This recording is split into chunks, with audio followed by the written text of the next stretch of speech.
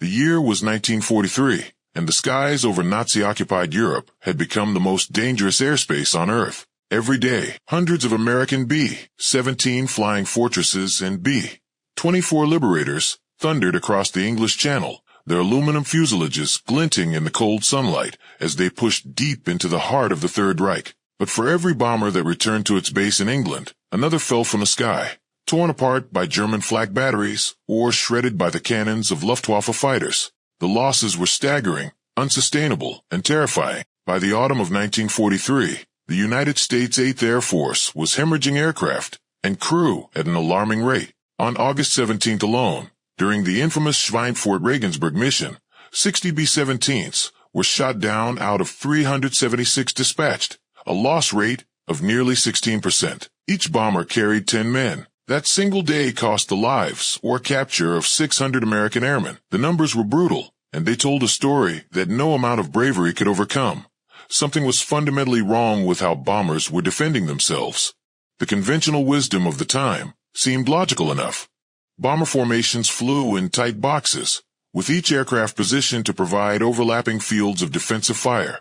The B-17 earned its nickname Flying Fortress for good reason.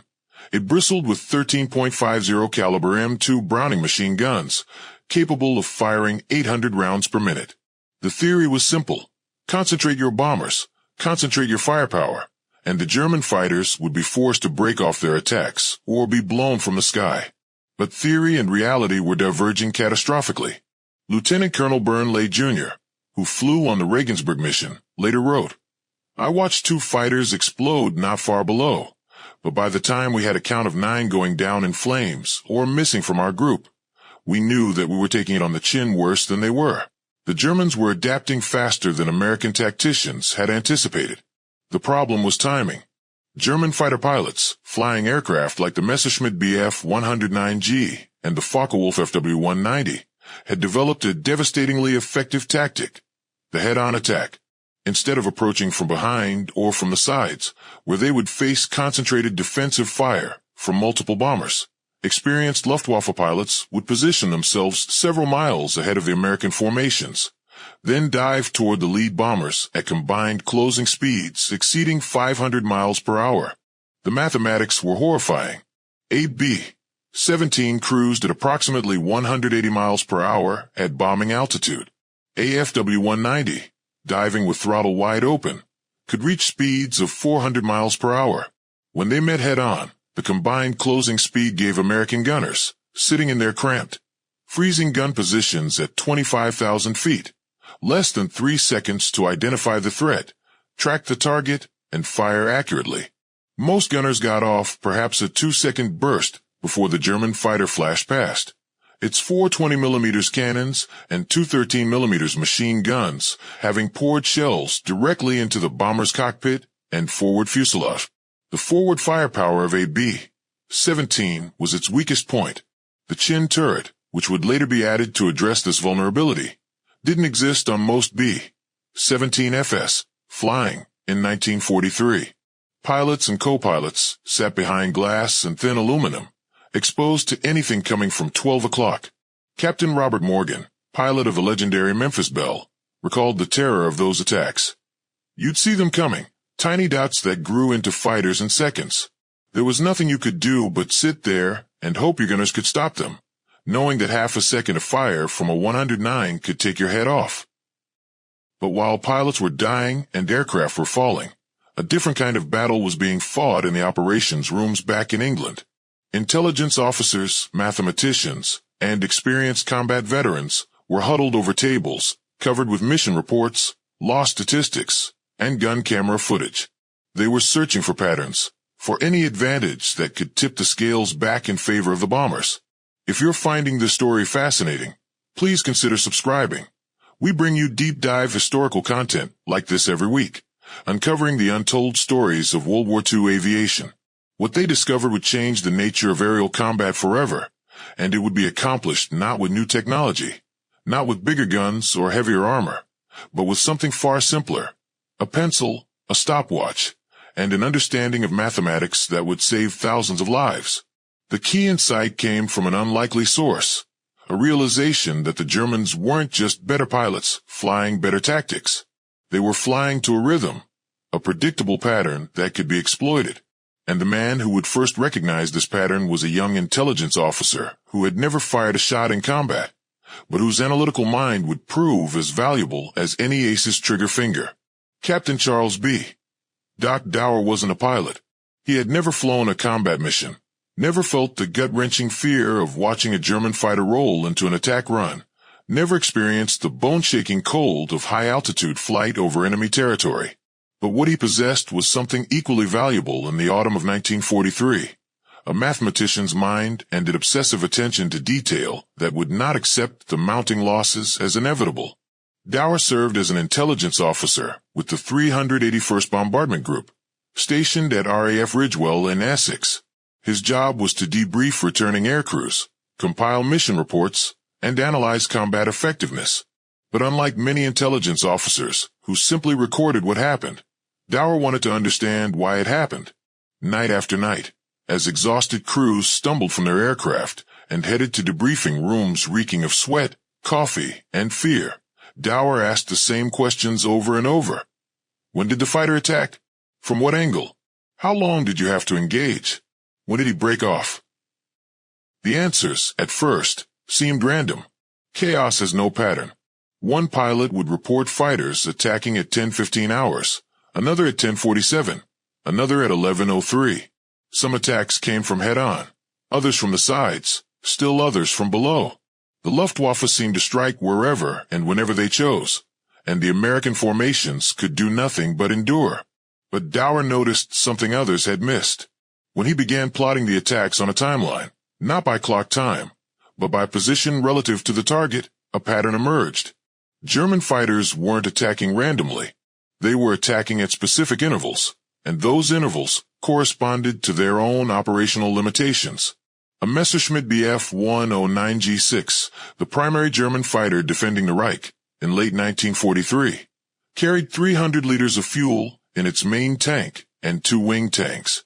At combat power settings, maximum continuous power, with frequent full-throttle bursts, the aircraft had an effective combat radius of approximately 440 kilometers from its base. But that wasn't the whole story. The 109 carried only 200 rounds of ammunition for its nose-mounted 20mm MG-151 cannon, and 300 rounds per gun for its twin 13mm MG-131 machine guns. In a head-on attack, a skilled Luftwaffe pilot would fire a 2 to 3 second burst, approximately 120 to 180 rounds total. This meant each fighter had ammunition for perhaps 2, maybe 3 effective attack runs before becoming nothing more than a fast-moving observer. And here was the critical insight. After expending their ammunition, German fighters had to break off and return to base. They couldn't simply circle and harass the bomber formations. They had to leave. Dower began timing the attacks with a stopwatch during missions he flew as an observer. He correlated these times with distance from known Luftwaffe fighter bases. What he discovered was remarkable. There were predictable windows, gaps in the German defensive coverage, that occurred not because of American tactics, but because of German logistics. Major General Curtis LeMay, then commanding the 3rd Air Division, was one of the first senior officers to take Dower's findings seriously. LeMay was a hard-nosed tactician who had no patience for theory unless it saved lives and delivered results.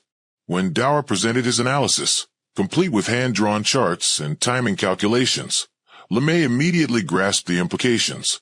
"You're telling me," LeMay said, "that if we know when they're going to attack, we can prepare for it. And if we know when they have to leave, we can exploit that." "Yes, sir," Dower replied. "But it's more than that. If we can alter our timing, speed up or slow down our formations by even a few minutes, we can force them to attack when we're ready, or cause them to miss us entirely when they've already launched." The concept seemed almost absurdly simple.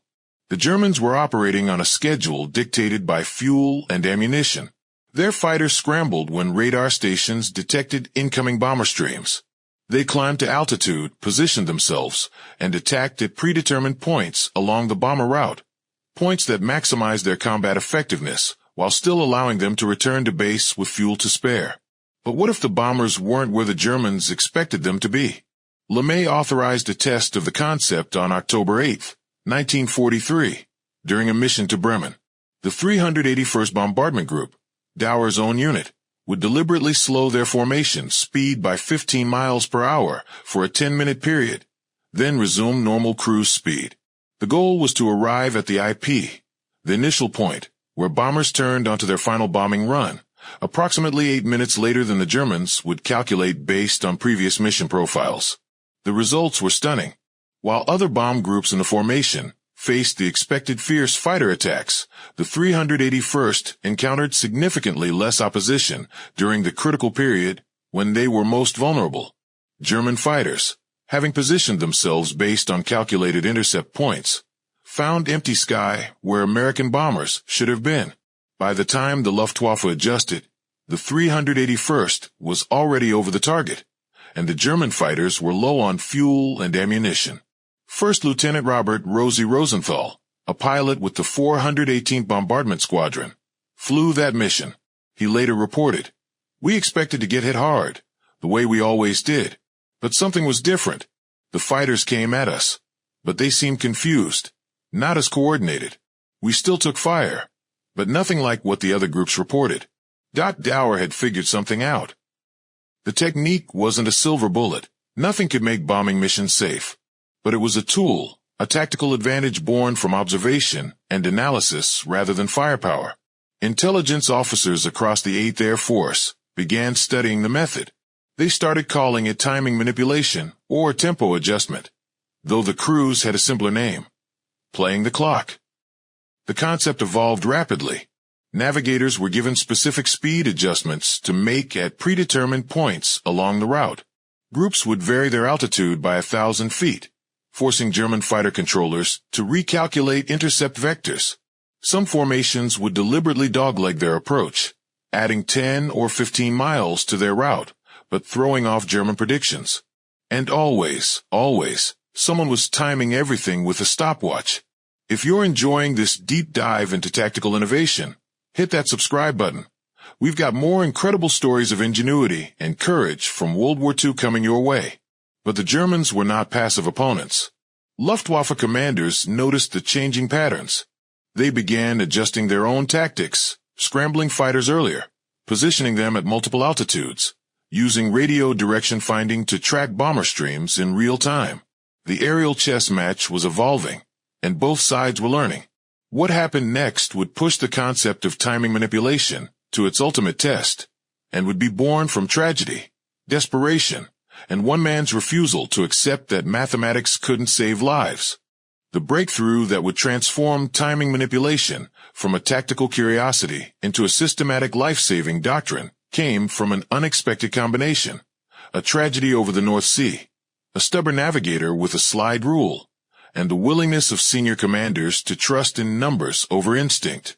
On November 3, 1943, the 305th Bombardment Group was returning from a mission to Wilhelmshaven.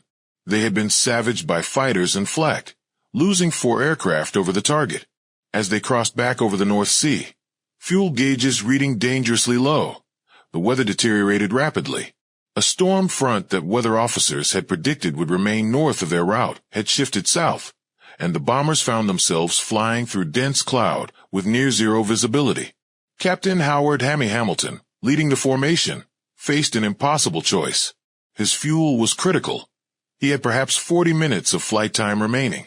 Standard procedure was to continue on the planned heading until breaking out over the English coast, then navigate visually to base.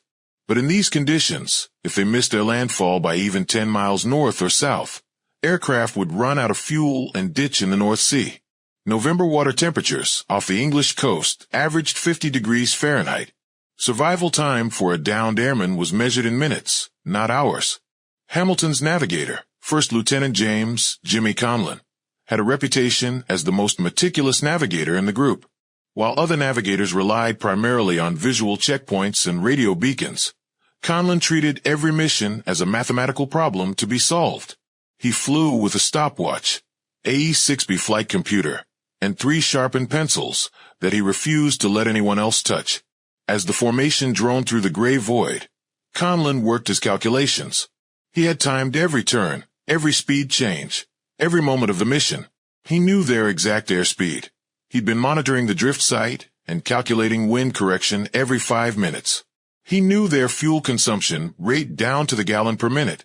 And most critically, he had been tracking their position not by looking out the window, but by pure dead reckoning, using only time, speed, and heading to calculate where they were.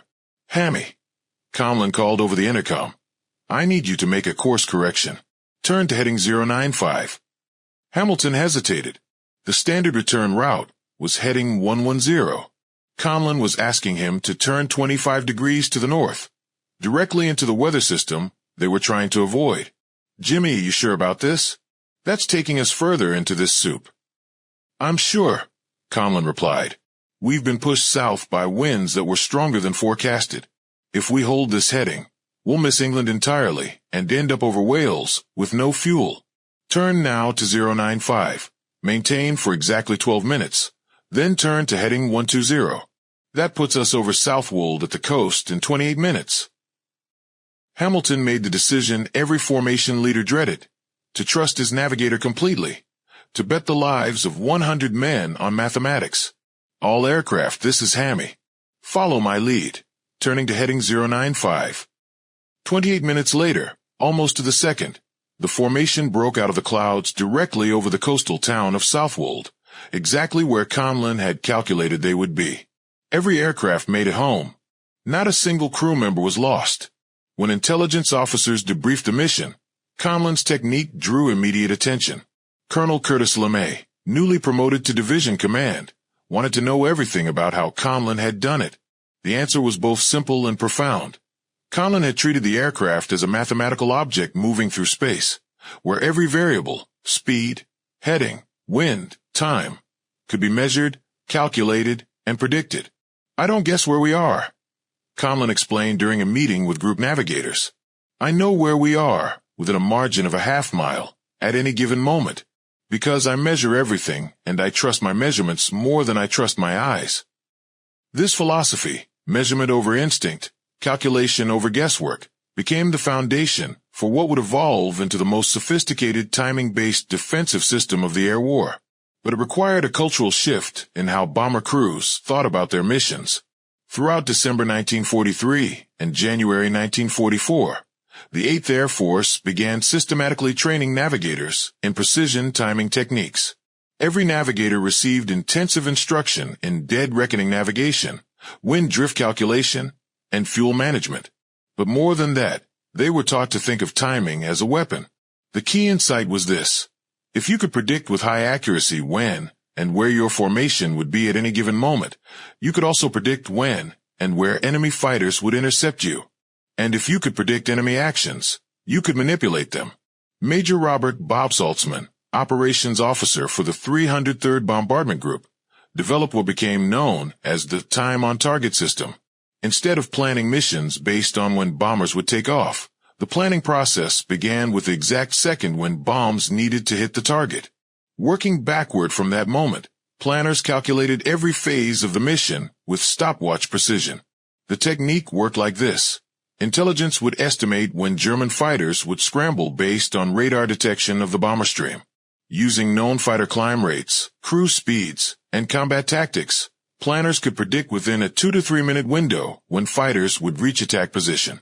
By adjusting the bomber formation speed, sometimes faster, sometimes slower, sometimes varying speed at different points along the route, planners could cause the intercept windows to shift. A change of just 10 miles per hour, sustained for 10 minutes, would shift a formation's position by approximately 1.7 miles.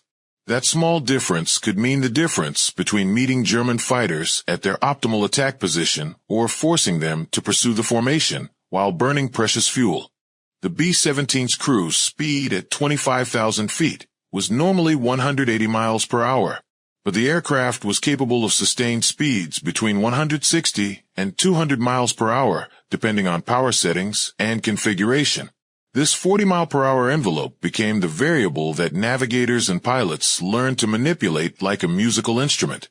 Technical Sergeant Michael Rostow, a flight engineer with the 91st Bombardment Group, described the technique from the crew's perspective.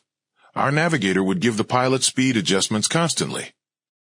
Increase to 190 for 5 minutes. Decrease to 170 for 8 minutes. At first we thought he was crazy. Why make the mission longer than it needs to be? But after a few runs, we realized we were getting hit less. The fighters were coming at us, but something was off in their timing.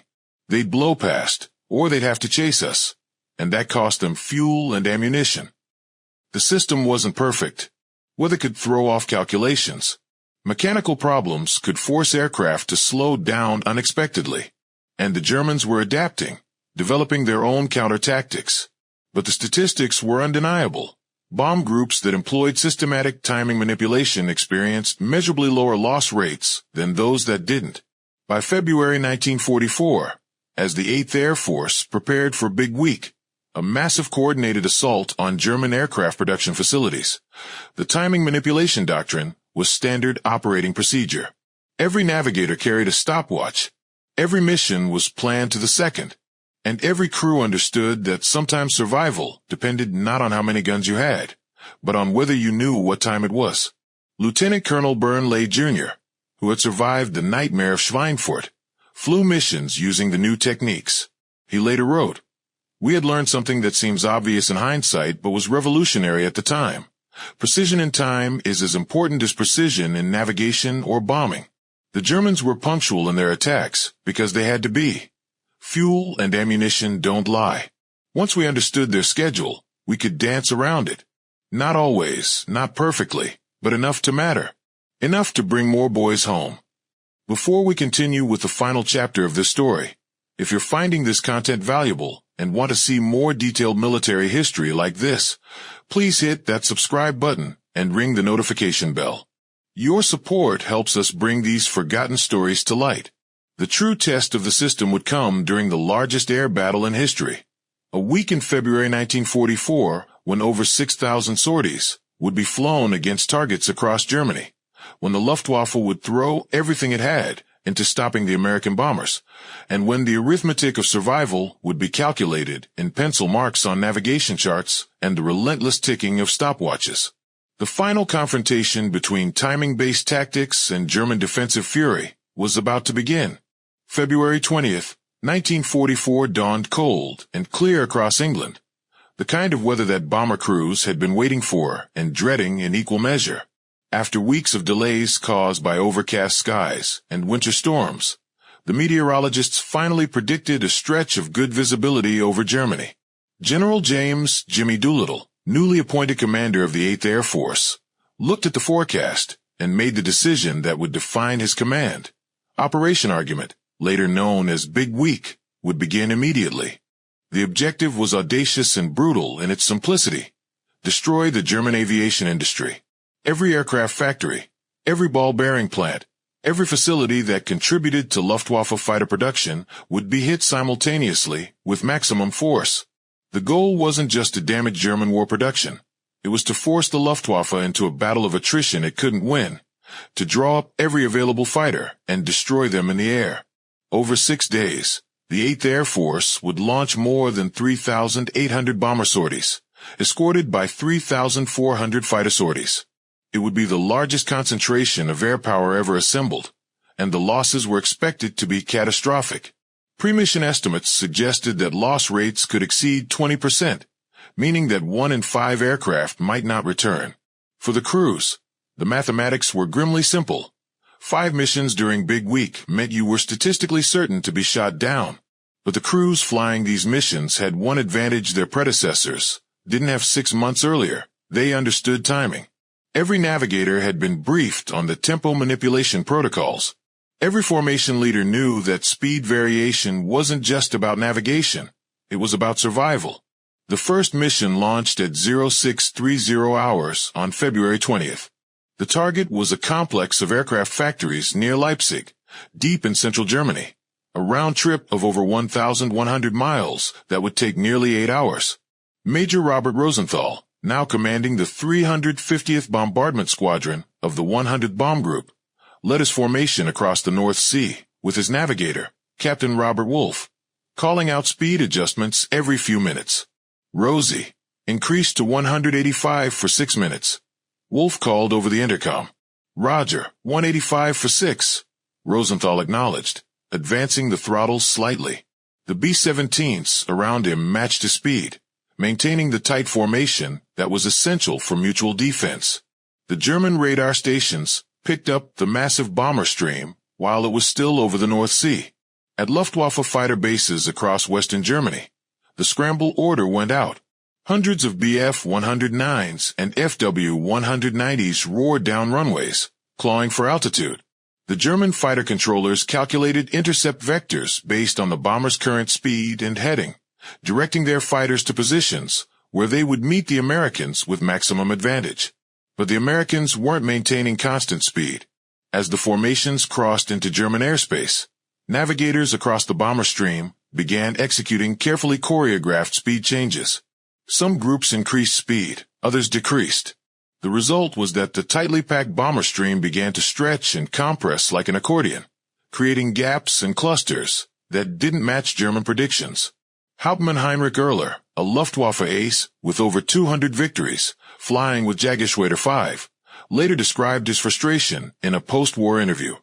We would climb to the intercept point, and the Americans would not be there. Or they would be there, but at a different altitude, or arriving several minutes earlier or later than calculated. It was infuriating. We would have to chase them, burning fuel we couldn't spare, or we would be forced to break off and look for another formation to attack. The technique wasn't foolproof. German fighters still found and attacked the bomber formations with savage intensity. The sky over central Germany erupted with contrails, tracer fire, and the black puffs of exploding aircraft. But the loss rates, while still severe, were lower than predicted. Of the 417 bombers dispatched on that first day, 21 were lost, a 5% loss rate, far below the feared 20%. The missions continued day after day. On February 21st, bombers struck targets at Brunswick. On the 22nd, they hit aircraft plants at Ostersleben, Halberstadt, and Bernburg. Each mission employed the same timing manipulation techniques, each navigator working his stopwatch and E6B computer, each pilot making small adjustments to throttle settings that cumulatively threw off German intercept calculations. Technical Sergeant George Farrar, a radio operator with the 379th Bombardment Group, kept a diary of Big Week. His entry for February 23rd reads, "Another long one today, over 8 hours in the air.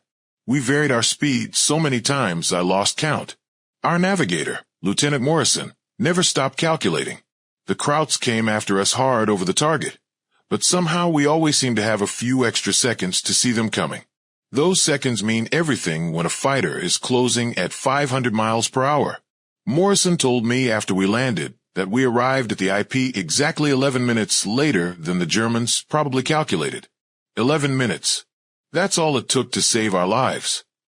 The statistics from Big Week, when finally compiled, told a remarkable story. The 8th Air Force had lost 226 bombers, approximately 6% of sorties flown. Pre-war planning documents had suggested that a 5% loss rate per mission was unsustainable, as it would result in crews being unable to complete their required 25 mission tours. But 6% averaged across 6 days of intensive operations, while severe was survivable. And critically, the Luftwaffe had lost an estimated 355 fighters and, more importantly, 100 experienced pilots killed, losses they could not replace. The success wasn't due to any single factor. Long-range P-51 Mustang fighters, which could escort bombers all the way to targets deep in Germany, played a crucial role. Improved bombing accuracy meant more damage to German industry, and German pilot quality was declining as experienced aces were killed and replaced with hastily trained rookies. But the timing manipulation doctrine had proven its worth. Post-mission analysis showed that bomb groups employing systematic speed variation experienced loss rates approximately 1.5 to 2 percentage points lower than groups that maintained constant cruise speeds. Across hundreds of missions and thousands of sorties, that difference translated to hundreds of aircraft saved and thousands of lives preserved. Colonel Curtis LeMay, reviewing the big week results, authorized the publication of a tactical manual titled Tempo Manipulation in Bomber Operations. The manual, distributed to all 8th Air Force bomb groups in March 1944, codified the techniques that had evolved over the previous 6 months. It included tables showing fuel consumption at various speeds, calculations for determining optimal speed changes based on German fighter base locations, and procedures for coordinating speed variations across multiple bomb groups. The manual's introduction, written by LeMay himself, contained a passage that would become famous among bomber crews. The enemy operates on a schedule dictated by physics, fuel capacity, ammunition load, climb rate, and range. These are fixed variables that cannot be altered by courage or skill. By understanding these limitations and manipulating our own variables, speed, altitude, and timing, we can force the enemy to fight us on our terms rather than his. This is not cowardice or evasion. This is tactical intelligence applied with mathematical precision, and it saves lives. Lieutenant James Conlon, the navigator whose dead reckoning navigation through the storm had helped inspire the timing manipulation doctrine, flew his 25th and final mission on March 8, 1944. After landing, he was interviewed by an Army Air Force public relations officer who asked him what he thought was the most important lesson of his combat tour. Conlon thought for a moment, then pulled out his stopwatch and his 3 sharpened pencils. "This," he said, holding up the stopwatch, and this, holding up a pencil. The Germans had better fighters, better tactics, and they were defending their homeland. But we had something they couldn't counter. We measured everything. Time, speed, distance, fuel, everything. And once you measure something accurately, you can predict it. And once you can predict it, you can control it. That's not magic. That's just mathematics. By the summer of 1944, timing manipulation was standard practice throughout the 8th Air Force and had been adopted by the 15th Air Force operating from Italy. The technique evolved further with the addition of radar navigation aids and improved weather forecasting, but the fundamental principle remained unchanged. Precision in time creates tactical advantage. The human cost of the air war over Europe remained horrific. From 1942 to 1945, the 8th Air Force alone lost 4,754 bombers and 18,566 crew members killed in action. No tactical innovation, no matter how clever, could eliminate the fundamental danger of flying into the teeth of the most sophisticated air defense system ever created. But for some crews, on some missions, the difference between life and death came down to arriving at a particular point in the sky 11 minutes later than the enemy expected. For those crews, salvation was calculated with a pencil and measured with a stopwatch. Proof that in war, as in all human endeavors, knowledge and precision can be as powerful as any weapon. The legacy of timing manipulation extended beyond World War II. The principles developed by navigators like James Conlon influenced post-war air combat doctrine, contributed to the development of precision navigation systems, and demonstrated that tactical innovation often comes not from new technology, but from better understanding of existing capabilities. In the decades after the war, as veterans reunited and shared their stories, a common theme emerged. The missions they survived were often the ones where small details, a speed change, a course correction, a decision made based on careful calculation rather than gut instinct, made the critical difference. They had learned, in the most unforgiving classroom imaginable, that war is ultimately about problem solving under the most extreme pressure, and that sometimes the greatest victories come not from superior firepower, but from superior thinking. If you've enjoyed this deep dive into a lesser-known aspect of World War II aviation history, please subscribe to our channel and hit the notification bell. We're committed to bringing you these detailed, historically accurate stories that reveal the human ingenuity and courage behind the headlines. Share this video with anyone who appreciates real history told with depth and respect. Thank you for watching, and we'll see you in the next one. The young men who flew with stopwatches and pencils alongside their guns and bombs had proven something profound. That even in the chaos of aerial combat, where death arrived at 500 miles per hour and survival often seemed purely a matter of luck, there was still room for human intelligence to make a difference. They had outsmarted enemy defenses not with secret weapons or overwhelming force, but with careful observation, mathematical precision, and the courage to trust in numbers when everything around them was screaming chaos. Their legacy is measured not in monuments or medals, but in the hundreds of crews who made it home because someone somewhere had done the calculations correctly and known exactly what time it was.